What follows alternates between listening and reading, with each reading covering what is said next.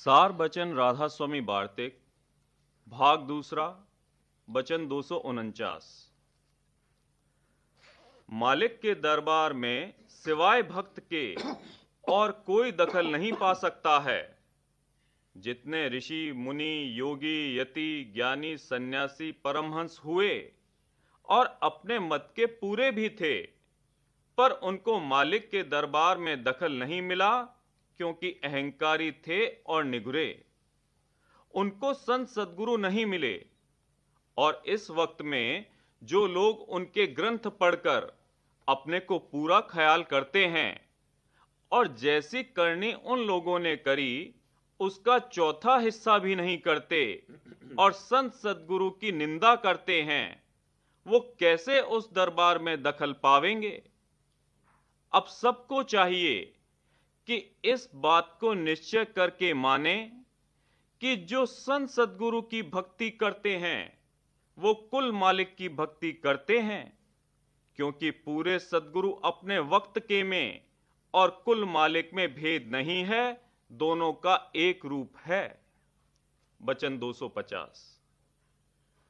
जिसको पूरे सद्गुरु मिले और वो उनकी सेवा और सत्संग और प्रीत और प्रतीत भी करता है, पर इस अरसे में पूरे सद्गुरु गुप्त हो गए और इसका काम अभी पूरा नहीं हुआ, यानी कुछ अंतर में नहीं खुला, तो जो उसको चाह है कि मेरा काम पूरा होवे, तो जो सद्गुरु के बनाए हुए सद्गुरु मिलें तो उनमें वैसी ही प्रीत और प्रतीत और उनकी सेवा और सत्संग और सद्गुरु पहले को उन्हीं में मौजूद समझे। प्रीत और प्रतीत और उनकी सेवा और सत्संग करे और सद्गुरु पहले को उन्हीं में मौजूद समझे, क्योंकि शब्द स्वरूप करके संत सद्गुरु और संत एक ही हैं, दो नहीं हैं, और देह स्वरूप करके दो दिखलाई देते हैं। और पिछलों का अकीदा यानी मानता इस सबब से बेफायदा है कि उनसे प्रीत नहीं हो सकती, ना तो उनको देखा है ना उनका सत्संग किया, और जो सद्गुरु नहीं मिले तो उनके चरणों में प्रीत नहीं हो सकती। इस वास्ते अनुरागी यानी शौकीन सेवक को चाहिए कि सद्गुरु प्रत्यक्ष से यानी अपने वक्त के से प्रीत करे और उनमें और सद्गुरु पहले में सिवाय देह स्वरूप के भेद और फर्क ना करे और अपना काम पूरा करवावे। और जो उसे चाह अपने तरक्की की नहीं है तो सद्गुरु पहले की प्रीत और प्रतीत दिल में रखे हुए उन्हीं का ध्यान और जो जुक्ति उन्होंने बताई है उसका अभ्यास करे जावे। अंत को वे सद्गुरु उसी रूप से उसका कार्य जिस कदर होगा उस कदर करेंगे, पर पूरा कार्य नहीं होगा। फिर उसको जन्म धारण करना पड़ेगा और फिर सद्गुरु मिलेंगे, तब उनकी भक्ति और सत्संग करके कार्य पूरा होगा। जब सद्गुरु वक्त गुप्त होते हैं वो उस वक्त किसी को अपना जानशीन मुकर्रर करके उसमें खुद आ समाते हैं और बदस्तूर जीवों का कार्य करते रहते हैं। और जब मौज ऐसी कार्रवाई की नहीं होती है तब अपने धाम में जा समाते हैं। इस वास्ते सेवक अनुरागी को ऐसे सद्गुरु में फर्क ना करना चाहिए, मगर जो सिर्फ टेकी सेवक हैं वो सद्गुरु दूसरे की भक्ति में नहीं आवेंगे। इस वास्ते उनका कारज भी जिस कदर की सद्गुरु पहले के रूबरू हो गया होगा उसी कदर होगा, आगे तरक्की और दुरुस्ती नहीं होगी। बचन 251। जिस शख्स को कि शुरू में ऐसे गुरु मिले कि जिनको शब्द का भेद मालूम नहीं है और फिर सद्गुरु शब्द भेदी मिले, तो उसको चाहिए कि पहले गुरु को छोड़कर सद्गुरु की शरण लेवे।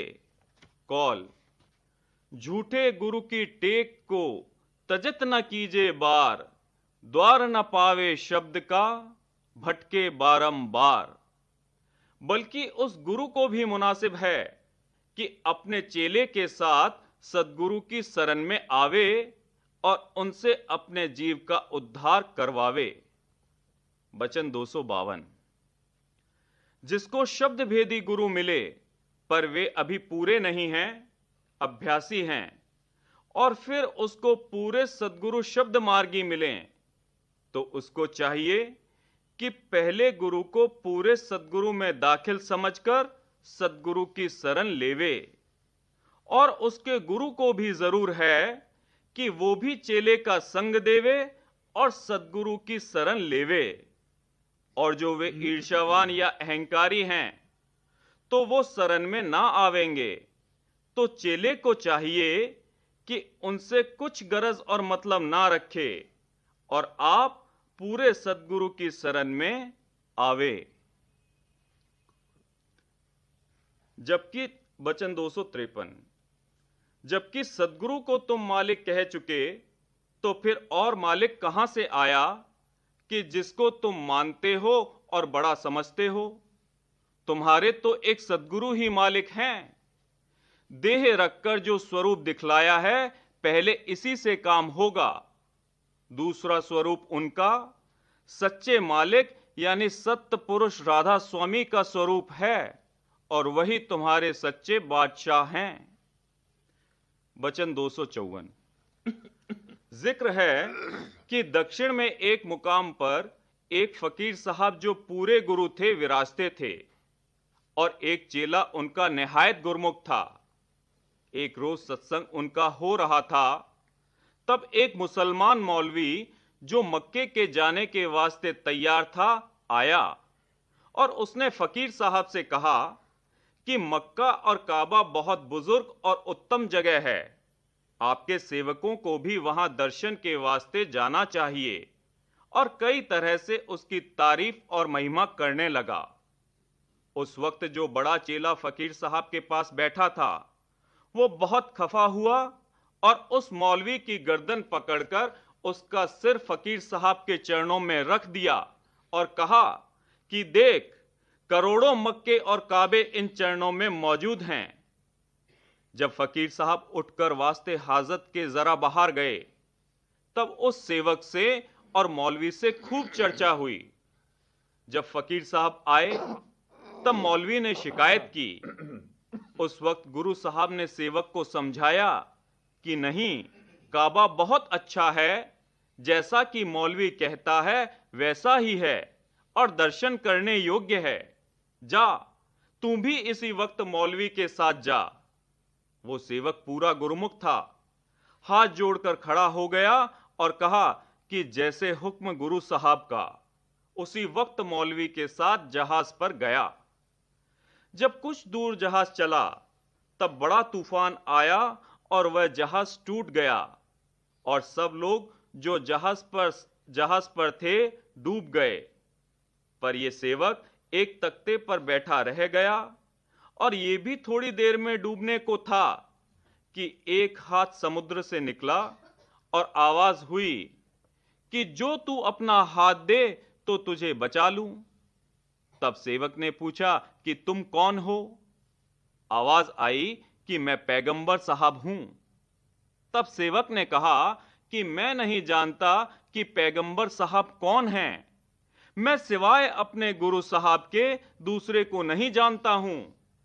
तब वो हाथ छिप गया।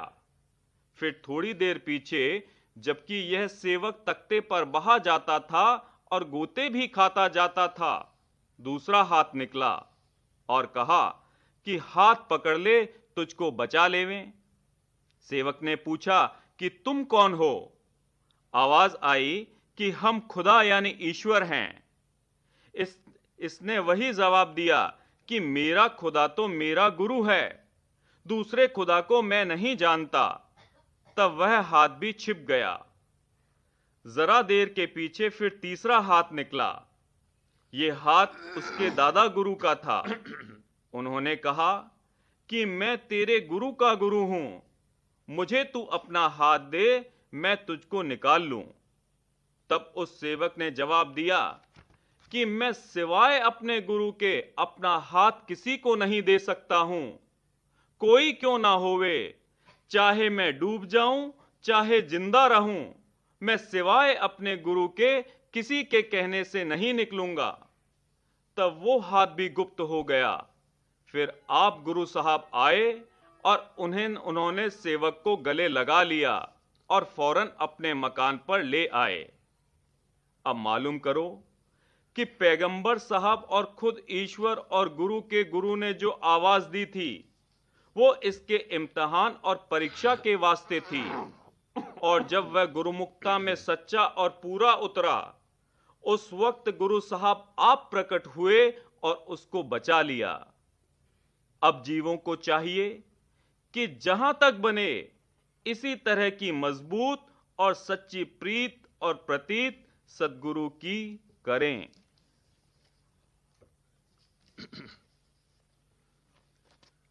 वचन बाबूजी महाराज, तीसरा भाग, वचन नंबर 39वां। आगरा, 11 अक्टूबर 1938। जोश और शौक के बगैर कोई काम विशेष रूप में नहीं हो सकता। इसलिए सब परमार्थी कार्रवाई, सत्संग, सेवा, दर्शन बड़ी उमंग और शौक के साथ करने चाहिए। बगैर जोश पैदा हुए साधारण से विशेष रूप में कोई काम नहीं हो सकता। अंतर में चाल चले और परमार्थी तरक्की होती रहे, इसके लिए जोश और शौक का पैदा होना जरूरी है। इसलिए उन जतनों को करना जिनसे जोश व शौक कायम रहे और हमेशा हरा भरा रहे, हर एक सत्संगी का फर्ज है। शुरू में समझबूझ कर कार्रवाई की जाएगी, मगर वास्ते इसके कि उसका कोई नतीजा और फल मिले, यानी दिन प्रतिदिन भक्ति की वृद्धि हो, हृदय में उमंग उत्पन्न होनी चाहिए और परमार्थी कार्रवाई अंतरीवी बाहरी जोश व शौक से करनी चाहिए। पहली चीज तो सोहबत यानी संग है। इस बात को अच्छी तरह से समझ लेना चाहिए कि किस सोहबत से क्या असर पैदा होगा। जिस सोहबत और संग से परमार्थी जोश व शौक पैदा हो और मजबूत हो, उसको इख्तियार करना चाहिए और बाकी सबको धीरे धीरे छोड़ना चाहिए और कम करना चाहिए। दूसरी चीज सेवा है। जिसकी सेवा की जाती है और जो सेवा करता है, दोनों में कुछ न कुछ ताल्लुक, प्यार और लाग होती है और सेवा करने से वो बढ़ती है। बेताल्लुक और लाग सेवा नहीं हो सकती। जब हृदय में उमंग उठती है, भाव और प्यार आता है और जोश पैदा होता है, तब किसी किस्म की सेवा बनती है। इसलिए जोश और शौक पैदा करने व हरा भरा रखने के लिए एक जतन सेवा भी है। जब जब भाग से मौका मिले, बड़े उमंग और प्यार के साथ सेवा करनी चाहिए और अपना जोश व शौक बढ़ाना चाहिए। जैसे अपने किसी दोस्त या मददगार से एक अरसे से न मिले हों और उससे मिलने का मौका आवे तो बड़ा जोश और शौक पैदा होता है। उसी तरह से जिसको परमार्थ में अपना मददगार समझा है, यानी संत सद्गुरु, उनके दर्शन परसन के लिए दिल में हमेशा जोश व शौक ताजा और हरा भरा रहना चाहिए। जिसको एक मुद्दत के बाद दर्शन सत्संग का मौका मिला है, उसको घर से निकलने के कुछ दिन पहले ही से एक खास किस्म का जोश और शौक रहता है, और जब सन्मुख आता है और दरस परस करता है, उस वक्त और भी ज्यादा जोश और शौक रहता है और बड़ी उमंग के साथ और भी यकसु और एकाग्र चित्त होकर दर्शन करता है। मगर ये जोश और शौक उसी तरह से कायम नहीं रहता, धीरे धीरे साधारण सा हो जाता है। इसलिए सत्संगियों को होशियार रहना चाहिए और जतन करना चाहिए कि साधारण अवस्था न होने पावे, बल्कि वो जोश जिसका ऊपर जिक्र किया गया है सदा हरा भरा रहे। महज मामूली तौर पर सत्संग और अभ्यास में बैठ जाने से विशेष लाभ नहीं होगा। जोश और उमंग के साथ सत्संग और अभ्यास करने से फल मिलेगा। स्वामी जी महाराज ने फरमाया है, दिन नहीं पक्ष मास नहीं बरसा, कभी न दर्शन को मन तरसा।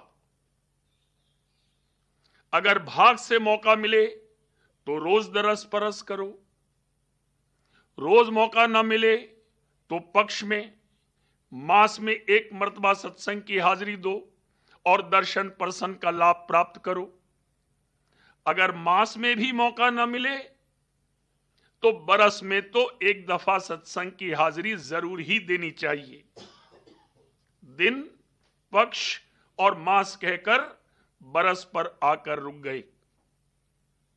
साल भर से ज्यादा अरसा बगैर दर्शन सत्संग के कभी नहीं गुजरने देना चाहिए।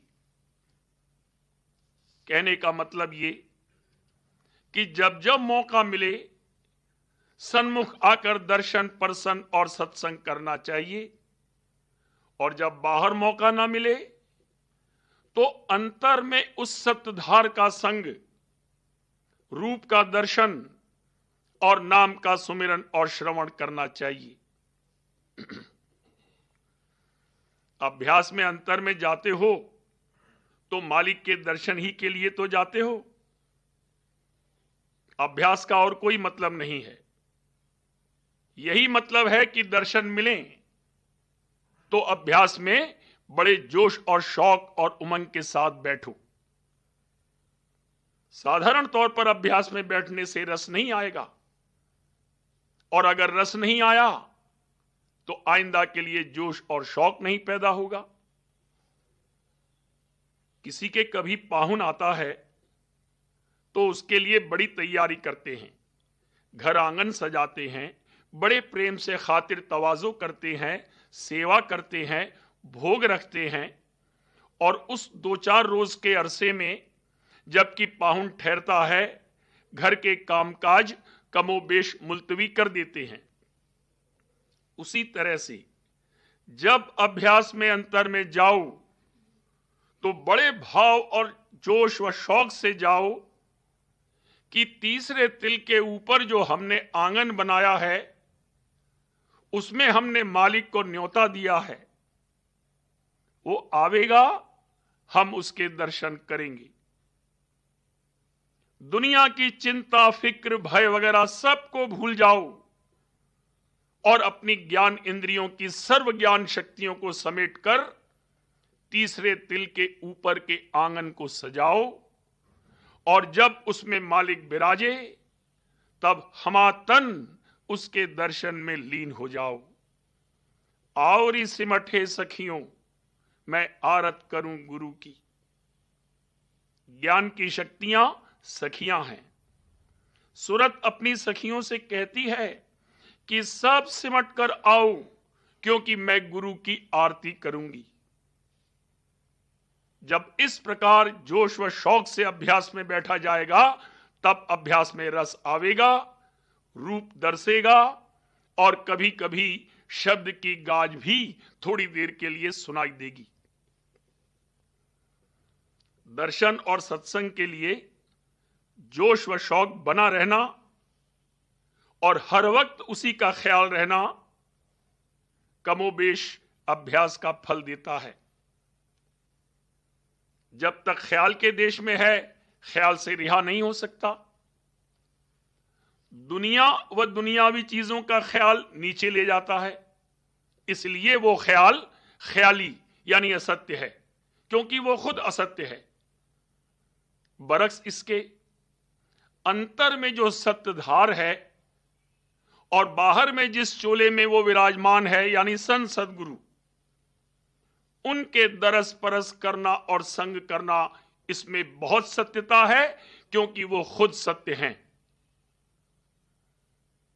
बहुत अरसे के बाद, जैसा कि ऊपर बयान किया है, कभी 2-3 रोज के लिए दर्शन सत्संग के लिए आना हो या संत सद्गुरु ही खुद अपने यहां पधारें, तो हृदय में किस कदर उमंग और जोश पैदा होता है। जब से सुना कि फलां दिन हमारे यहां संत पधारेंगे और 2-3 दिन विराजेंगे, तो बहुत पहले से तैयारी शुरू की जाती है। और जब आ ही जाते हैं, तब तो कमोबेश सब कामकाज बंद करके हमातन उनके दर्शन, सत्संग, सेवा, भोग वगैरह में लग जाते हैं और घर व दुनिया के सब कामकाज मुलतवी कर देते हैं, सुध बुध भूल जाते हैं। बस यही ख्याल रहता है कि भाग से वो पधारे हैं, दर्शन, सत्संग, सेवा करें। मतलब कहने का यह है कि सब तरफ से तवज्जह हटकर कुल तवज्जह उस जानिब लग जाती है। चाहे 2-3 दिन ही के लिए यह मौका मिले और चाहे इस अरसे में अभ्यास वगैरह भी मुलतवी कर दिया जावे, मगर इसमें बहुत परमार्थी फायदा है। अंतर में सत्यधार और बाहर में संत सद्गुरु में तवज्जह को लगाना, ये बड़ा भारी अभ्यास है। जैसे खास खास मौकों पर दर्शन परसन के लिए जोश और शौक रहता है, वैसा ही जोश और शौक हर वक्त हरा भरा रहना चाहिए, कभी रूखा फीका नहीं होना चाहिए। विशेष परमार्थी लाभ के लिए विशेष रूप में हृदय उमंगना चाहिए, तब कुछ फल मिलेगा।